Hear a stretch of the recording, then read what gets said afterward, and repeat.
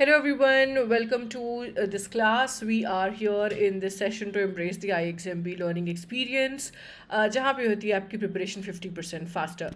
Guys, आज की session में we are here with a very important and yet something which require our attention from time to time is how are we going to make use of effective analysis of our mock test. Mock test analysis करना है, हम सब जानते हैं, but क्यों करना है, कैसे करना है, इस चीज़ की जानकारी हमें नहीं होती है और आज हम इस सेशन में यही चीज़ एक्सप्लोर करने वाले हैं.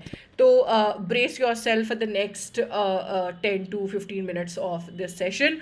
First of all, if you haven't subscribe the channel yet, जल्दी से वो काम कर लीजिए ताकि ऐसे अच्छे अच्छे वीडियोस आप तक जल्द से जल्द पहुंचते रहें. तो अगर आपको लगता है कि आपकी भी ऐसी सिचुएशन हो जाती है मॉक टेस्ट देते देते आपका दिमाग में जो है ना ये लगने लगता है कि भाई कितनी भी कोशिश कर लो मॉक टेस्ट में मार्क्स हमारे इंक्रीज ही नहीं होते हैं, है ना. तो अब आज के सेशन से आपको यही मालूम चलेगा कि ऐसी वो कौन see step by step process हमें अपनानी है कि हम अपने मॉक टेस्ट वाले सेशन में ऐसे ना लगे और हम अपने ऊप्स वाले मोमेंट को जल्दी से जल्दी बना सके. तो चलिए शुरुआत करते हैं आज के सेशन को.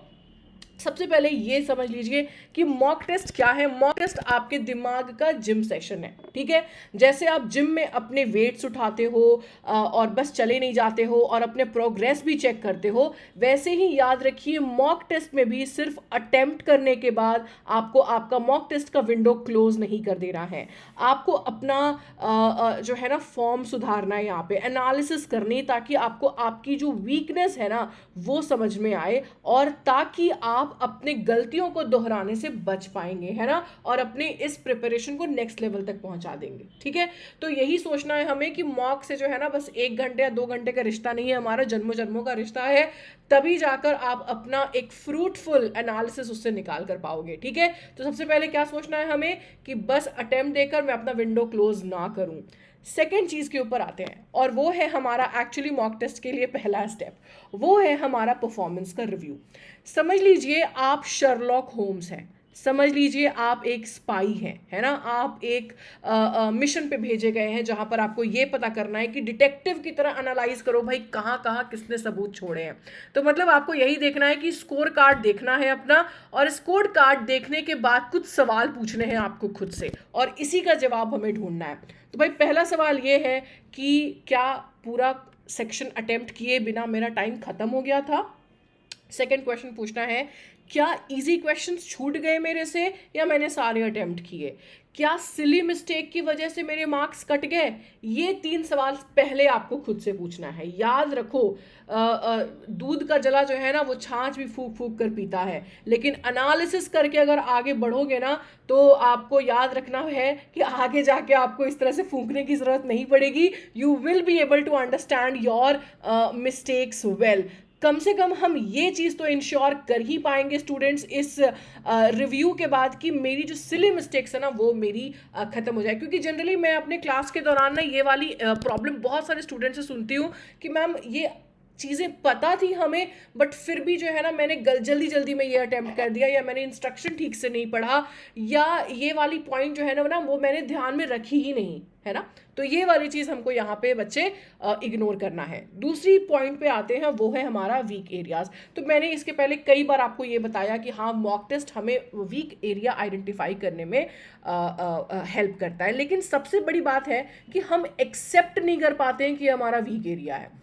सो students let it be, no one is judging you on the fact कि आपका कोई ईजी टॉपिक है जो किसी और बच्चे से बहुत अच्छे से बन रहा है और आपसे नहीं बन रहा. ठीक है, इसका मतलब ये नहीं कि वो आपका भी स्ट्रांग होगा. तो कहने की बात ये है कि पहले अपनी वीकनेस को फेस करो, समझो कि आखिर कहाँ कमी रह गई. क्या रीडिंग कॉम्प्रिहेंशन आपको जो है ना उसमें आपके सारे मार्क्स चले गए, या कोई ऐसी प्रॉब्लम एरिया है जो आपसे क्लास में तो टैकल हो जा रही है लेकिन मॉक टेस्ट में आप टैकल नहीं कर पा रहे हो, जैसे कभी कभी पैराजम्बल्स में ऐसा होता है. तो याद रखो सुपरमैन को भी जो है ना अपनी शक्तियों को पहचानने में थोड़ा समय लगा था, तभी वो पहचान पाया जब उसे अपनी शक्तियों का एहसास करना पड़ता है, उनसे डील करना पड़ता है, उनको फेस करना पड़ता है ना, तभी तो जाकर उसने दुनिया बचाई थी. और यहाँ तो आपको खुद ही को बचाना है. तो बस हमें अपने आइडेंटिफिकेशन को एक्सेप्टेंस में बदलना है और फिर हमको उसके ऊपर काम करना है. तो ये था हमारा दूसरा स्टेप. तीसरा है अंडरस्टैंड द मिस्टेक। तो आइडेंटिफाई तो कर लिए, क्या उसके बाद किताब बंद कर दें? नहीं, सिर्फ गलतियां लिखना काफ़ी नहीं है बच्चे, हमें उसे समझना भी काफ़ी है रहेगा यहाँ पे। जैसे कि क्या मैं ग्रामर रूल भूल गया था, या मैं क्वेश्चन ही गलत समझा, हो सकता है ना, दोनों चीज़ें हो सकती है। या फिर बस वहाँ पे कुछ और सोच लिए, डिस्ट्रैक्शन हो गया और क्वेश्चन गलत हो गया।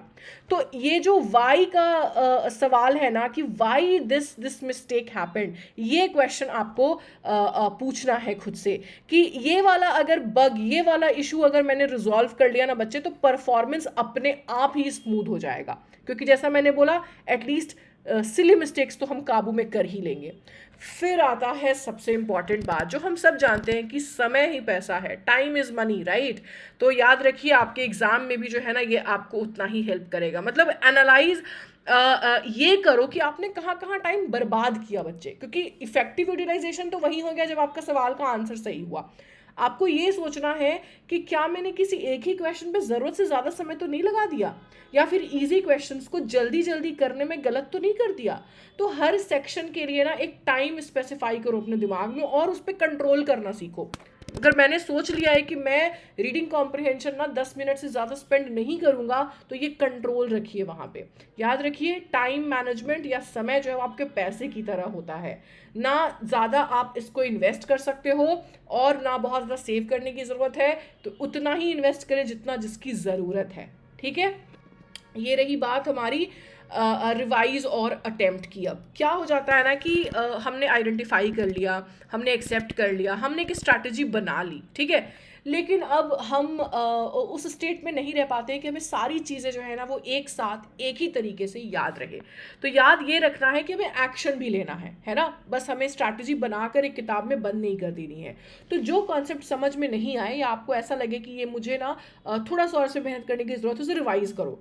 जो क्वेश्चन गलत हुए हैं उन्हें दोबारा अटेम्प्ट करो। ये मत सोचो कि अच्छा मैंने ये देख लिया, नेक्स्ट टाइम मैं ये गलती नहीं करूँगा, नहीं, आप फिर करेंगे, है ना। तो इसीलिए खुद को उस री अटेम्प्ट वाले जोन में भेजो, और अपने स्ट्रॉन्गर टॉपिक्स को, अगर आपको ऐसा लग रहा है कि मुझे ध्यान देने की जरूरत नहीं है, तो आप गलत सोच रहे हैं। अपने स्ट्रॉन्ग टॉपिक को स्ट्रॉन्गेस्ट बनाइए, स्मार्टेस्ट बनाइए, और फिर वहां से लौटिए, ठीक है। रिवाइज करने के बाद भी अगर क्वेश्चन नहीं बन रहा है बच्चे, तो फिर आप अपने मेंटर्स को पूछिए, आप अपनी जो प्रॉब्लम है उनके साथ शेयर कीजिए। अगर आप मेंटर नहीं तो आपके कोई बड़े भाई बहन कोई होंगे जो आपको इस चीज़ के ऊपर गाइड ज़रूर करेंगे। डोंट हेजिटेट स्टूडेंट्स, हेजिटेशन जो है ना वो बहुत सारे अपॉर्चुनिटीज़ को मार देता है। तो अगर कभी भी आपको ऐसा लगे कि मैंने ना अपनी तरफ से पूरा जी जान लगा दिया और फिर भी मेरे क्वेश्चन नहीं बन रहे हैं, तो इसे पूछो, लेकिन क्वेश्चन छोड़ो मत, ठीक है। फिर आती है ट्रैकिंग की। देखो, अपना प्रोग्रेस, जैसे मैंने आपको शुरुआत में बताया, आपको क्या करना है, आप समझ लो जिम में गए हो, तो फिटनेस फ्रीक की तरह आपको अपना जो ये पूरा प्रोग्रेस है ना वो ट्रैक करना है। प्रोग्रेस चार्ट बनाओ। प्रोग्रेस चार्ट कैसा होगा, मैं मॉक टेस्ट 1 जो है ना वो मैंने लगाया 20 फेब को, और उस दिन मेरे इतने इतने इतने पॉइंट्स जो है ना वो गलत हुए, ठीक है। अब मैं मॉक टेस्ट 2 लगाया 24 फेब को, और उस दिन मेरे मार्क्स इतने आए और इतने इतने इतने पॉइंट जो है ना वो गलत हुए। तो क्या करना है ना, इस प्रोग्रेस चार्ट से क्या होगा ना, आपके इम्प्रूवमेंट्स भी नोट हो रहे होंगे, आपके मिस्टेक्स भी नोट हो रहे होंगे। छोटे छोटे विंस को ना सेलिब्रेट भी करो। ऐसा नहीं सोचना है कि बस मुझे गलतियां ही निकालनी अपने मॉक टेस्ट में।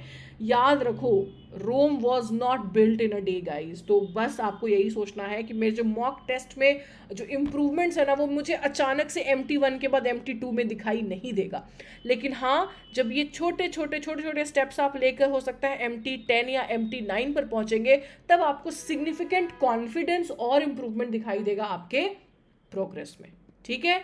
ये रही बात यहाँ तक की। आगे आपको एक और इम्पॉर्टेंट इन्फॉर्मेशन देंगे, बट उसके पहले ये महत्वपूर्ण सूचना उन बच्चों के लिए जो किसी ऐसे ही सुनहरे अवसर का वेट कर रहे थे जहां वो इन कोर्सेज में इनरोल कर सकें। तो फिलहाल IXMB पे चल रहा है शिवरात्रि ऑफर। आप RBI की जो कोर्स है उसे आप फ़िलहाल अवेल कर सकते हैं 52% ऑफ पर। इसके अलावा भी आपको बाकी कोर्सेज के बारे में जानकारी चाहिए तो आप सीधे हमारी वेबसाइट पे जाइए, वहाँ पे आपको और भी जो है ना ज़्यादा जानकारी मिलेगी इसके ऊपर।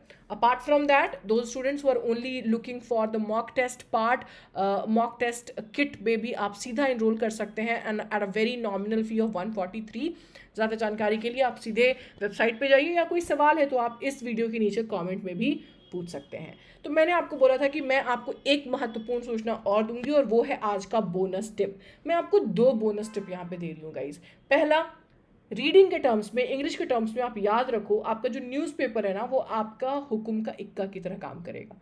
If you are doing that on a daily basis, that will bring a significant change. और बोनस टिप 2 है कंसिस्टेंसी जो है ना वो हमें मेंटेन रखनी है। याद रखो, मॉक टेस्ट जो है ना वो आपका पिज़्ज़ा की तरह होता है, ठीक है, चाहे कैसा भी हो, है ना, चाहे कैसा भी हो पसंद आ जाता है। तो याद रखनी हमें यही है कि मॉक टेस्ट जो है उसे हमें इस तरीके से बनाना है, इस तरीके से खुद को ढाल देना है ताकि मेरी जो है ना वो प्रैक्टिस वहाँ से हो, मैं उससे सिग्निफिकेंट इम्प्रूवमेंट कर सकूँ, मतलब मेरे दोनों ही हाथों में जो है ना घी के लड्डू रहें। तो याद रखना है ये कि आपका जो अगला मॉक टेस्ट है वहाँ पे आपको ये step by step process implement करनी है ताकि आप अपने आगे आने वाले दिनों में इम्प्रूवमेंट देख सको। तो आज के लिए हम इतना ही रखते हैं। I hope now you have got some idea कि मॉक टेस्ट रॉकेट साइंस भी नहीं है कि आपको 10 तरह के एनालिटिक्स वहाँ पे बिठा के और फिर काम करना है। बस आज से ही अपने मॉक्स की एनालिसिस शुरू करो और देखो कि फिर कैसे आपके स्कोर्स जो है ना वो बिल्कुल आसमान को छूते हैं। आज के लिए इतना ही रखते हैं बच्चे। कोई भी डाउट हो, कोई भी चिंता हो स्पेसिफिकली इंग्लिश सेक्शन को लेकर, तो feel free to ask the doubt in the comment section. Bye bye and take care.